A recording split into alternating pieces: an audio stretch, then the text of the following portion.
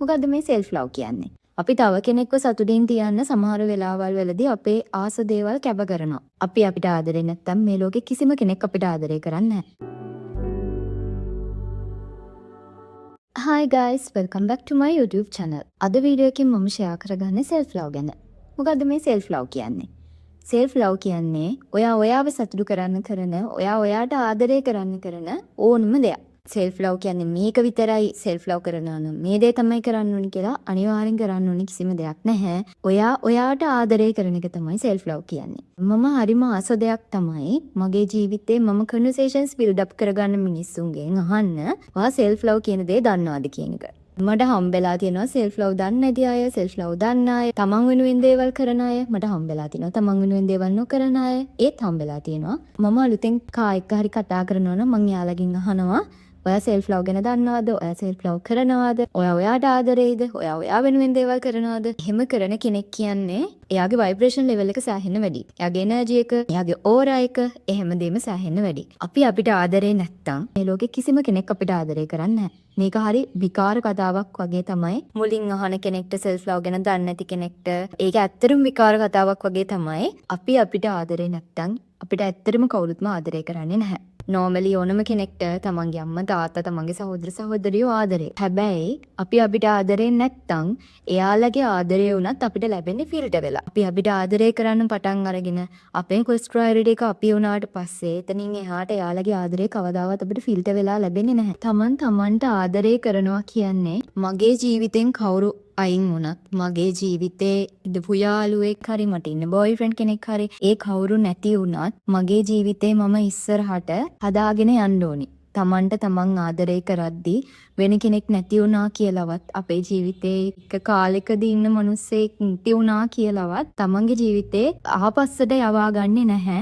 එක තැන තියාගන්නේ නැහැ. තමන්ට ආදරේ කරන කෙනෙක්. රිලේෂන්ෂිප් එකකදී වුණත් තමන්ට ආදරේ නැති කෙනෙක් වෙන කෙනෙක්ට ආදරේ කරද්දී ඒ රිලේෂන්ෂිප් එක ෆේල් වෙන්න තියෙන ඉඩ සෑහෙන්න වැඩි. කොච්චර හොඳ රිලේෂන්ෂිප් එකක් වුණත් කොච්චර අන්ඩර්ස්ටෑන්ඩින් එකකින් හිටියත් කොච්චර ලස්සන වුණත් ඒ රිලේෂන්ෂිප් එක කාලයක් යද්දී ඒ රිලේෂන්ෂිප් එක නතර වෙන්න තියෙන ඉඩ සෑහෙන්න වැඩි. තමන්ට ආදරේ නැතුව ඒ කෙනාට නම් ප්‍රයොරිටි එක දෙන්නේ ෆස්ට් ප්‍රයොරිටි එක දෙන්නේ එයාට නම්. අපි ආදරය කරන්න ඕනේ මුලින්ම අපිට. තමන් ආදරය කරන්න ඕනේ, තමන්ව බලා ගන්න ඕනේ, තමන්ව සතුටින් තියන්න පුළුවන් දේවල් කරන්න ඕනේ. self love කරනවා කියන එක මහා ලොකු අමාරු දෙයක් නෙමෙයි. මොකද මේ ලෝකේ මම ගැන දන්නේ මම, ඔයා ගැන දන්නේ ඔයා. ඒ වගේ ඔයා ගැන හොඳටම දන්න කෙනා ඔයා නම් ඔයා සතුටු වෙන්නේ වැඩිපුරම මොන දෙයින්ද කියලා දන්නවනම්, ඔයා මොන දේවල් කරලාද ඔයා සතුටින් ඉන්නේ කියලා ඔයා දන්නවනම් ඔයාට self love කරනවා කියන එක අමාරු දෙයක් නෙමෙයිනේ. අපි තව කෙනෙක්ව සතුටින් තියන්න සමහර වෙලාවල් වලදී අපේ ආස දේවල් කැප කරනවා. ඔයාට ආදරේ කරන්න ඕනේ.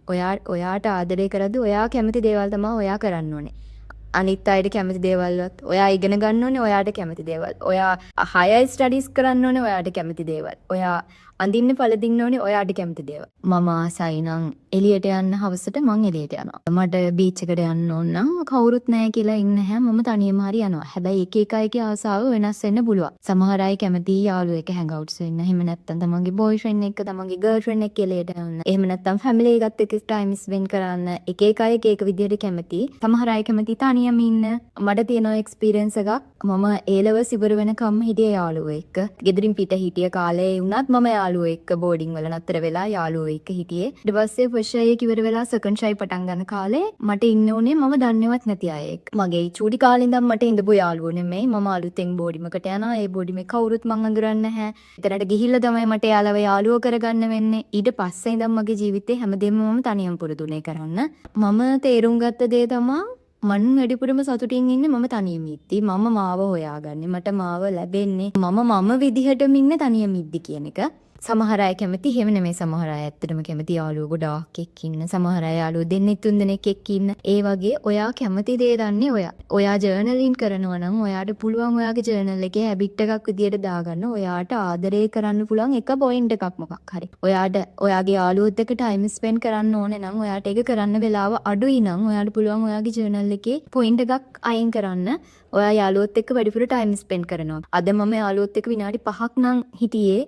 හෙට වෙද්දි මම විනාඩි 6ක් 7ක්වත් ඉන්නවා කියන එක. යම් ජෙනරේෂන් එකේ ඉන්න හැමෝම වගේ මහන්සි වෙනවා තමන්ගේ ලයිෆ් එක බිල්ඩ් අප් කරගන්න, තමන්ගේ කැරියර් පාත්ස් බිල්ඩ් අප් කරගන්න, එඩියුකේෂන් එක ඒ හැම දෙයකටම සෑහෙන මහන්සි වෙන අය ඉන්නේ. එතකොට යාලා බිසි කලින් ජෙනරේෂන් වල අයට වඩා ඇත්තටම බිසි දැන් ඉන්න අය.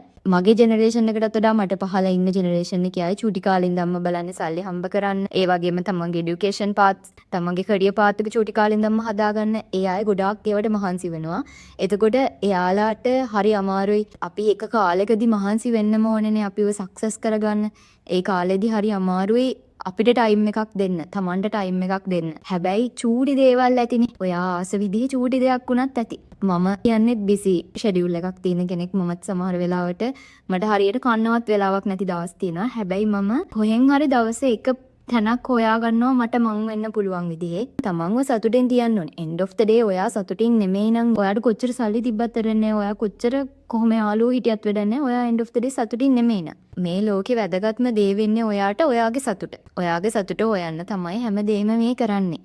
අපි අපිව සතුටින් තියන්න තමා සල්ලි හම්බ කරන්නේ. චූටි කාලේ ඉඳන් අපි මේ ඉගෙන ගත්තේ ඒ හැමදේම කරන්නේ අපිව සතුටින් තියන්න. end of the day ඔයා ඉන්නේ ඔයාට මේ හැමදේම එපා වෙලා නම්, ඔයා ඉන්නේ මේ හැමදේම ඔයාට තේරුමක් නැති දේවල් කියලා හිතිලා නම්, එතනදී ඔයා ෆේල් ඔයාගේ ලයිෆ් එක. මම දකින විදිහට තමන්ගේ ජීවිතයේ ඇතුලේ තමන් සතුටින් නෙමෙයි නම් ඉන්නේ. යා මොන විදිහේ ජොබ් එකක් කරත්, මොන විදිහේ පෝස්ට් එකක් එයාට තිබ්බත්, එයාට කොයිතරම් සල්ලි තිබ්බත්, එයාගේ ෆැමිලි බෑග්ග්‍රවුන්ඩ් එක මොන වගේ වුණා, එයාගේ හස්බන්ඩ් වයිෆ් මොන වගේ වුණා, මම දකින්නේ එයා ෆේල් කෙනෙක් විදිහට. මොකද කවුරු වුණත් කොච්චර වයසට ගිහින් හිටියත් end of the day සතුටින් ඉන්න ඕනේ. මම හරිම කැමතියි මාව සතුටින් තියෙන දේවල් කරන්න. මට දුක හිතෙන දෙයක් තියෙනවා නම් මම බොන්ඩ් එකක්ද එහෙම නැත්නම් ඒ ඉන්සිඩන්ට්ස්ද මොන හරි සිටුේෂන්ෂිප් එකක්ද මම ඒක එන්ඩ් කරනවා. මං හිත ඉන්නේ නැහැ මේක නැති වුණොත් මට මොනවද වෙන්නේ කියන එක මං හිතන්නේ නැහැ. මං ඒක එන්ඩ් කරලා එතනින් එහාට ජීවිතය ගැන බලනවා. එකපාර ස්ට්‍රෝං වෙන්න බෑ. තමන්ගේ ජීවිතේ තමයි ෆස්ට් ප්‍රයොරිටි කියන එක උනත් එකපාර දෙන්න බෑ. ඒක කලින් ඉඳන් දීපු නැති කෙනෙක්ට එක කාලෙට ටයිම් එක දෙන්න ඕනේ. ඒ වෙලාවට අදාළ ටයිම් පීරියඩ් එක ඔයා දෙන්න ඕනේ ඔයාව බිල්ඩ් අප් කරගන්න. ඒ ටයිම් පීරියඩ් එක දීලා ඉවර වුණාට පස්සේ ඔයා කියන්නේ කාටවත් නවත්තන්න බැරි කෙනෙක් වෙනවා. එතනින් පස්සේ ඔයා සතුටින් ඉන්න එක නවත්තන්න ඔයාටත් බැහැ. ඔයාගේ ෆස්ට් ප්‍රයොරිටි එක වෙන්නේ ඔයා. ඔයාව බලාගන්නේ ඔයා. ඔයාව ප්‍රොටෙක්ට් කරන්නේ ඔයාවට ආදරය කරන්නේ ඔයා. මම එක්ස්පීරියන්සස් වලින් දන්න දෙයක්. මමත් ඉස්සර අනිත් අයගේ ආදරේ හෙව්වා. මට තනියම ඉන්න බෑ කියලා හිතුණා. මම තනියම ඉන්න හැම වෙලාවෙම ගොඩාක් අවුල් වෙලා තියෙනවා. මං අඬලා තියෙනවා. මට තනියම ඉන්න බෑ කියලාම හිතලා තියෙනවා. හැබැයි එක කාලෙකින් පස්සේ මම හැමදේම තේරුම් අරගත්තට පස්සේ මට ආදරය කරන්න පටන් ගත්තට පස්සේ ඉඳන් මම ඉන්නේ යාළුවෙක් එක්ක වුණත් මම මගේ සතුට හොයා ගන්නවා. මම ඉන්නේ ගෙදර ඇත් එක්ක වුණත් මම මගේ සතුට හොයා ගන්නවා. මම ඉන්නේ තනියම වුණත් මම මගේ සතුට හොයා ගන්නවා. ඒ තැනට තමන්ගේ මයින්ඩ්සෙට් එක හදාගත්තාම සෙල්ෆ් ලව් කියන්නේ හරිම ලස්සන දෙයක් කියන එක ඕනම කෙනෙක්ට තේරෙනවා. එතනින් පස්සේ ඔයාට කවුරු ආදරේ කරත් නැතත් ඔයා ඉන්නේ හැමදාම සතුටින්. මං හිතනවා මේ වීඩියෝ එක කාටම හරි වැදගත් වෙයි කියලා. තමන්ට ආදරය කරන්න හැමෝටම හිතෙන්න ඕනේ. තමන්ගේ දේවල් වෙනුවෙන් කැප වෙන්න. ෆස්ට් ප්‍රයොරිටි එක තමන්ට දෙන්න. එතනින් පස්සේ ඔයාගේ ජීවිතේ ඇත්තටම ලස්සන වෙයි. ඉතින් thank you for watching. good luck all of you. මොනවා හරි ප්‍රශ්නයක් තියෙනවා නම් පහලින් කමෙන්ට් එකක් දාගෙන යන්න. තවත් මේ වගේ වීඩියෝ එකක් අරගෙන මම ඉක්මනින්ම ආයෙම එන්න.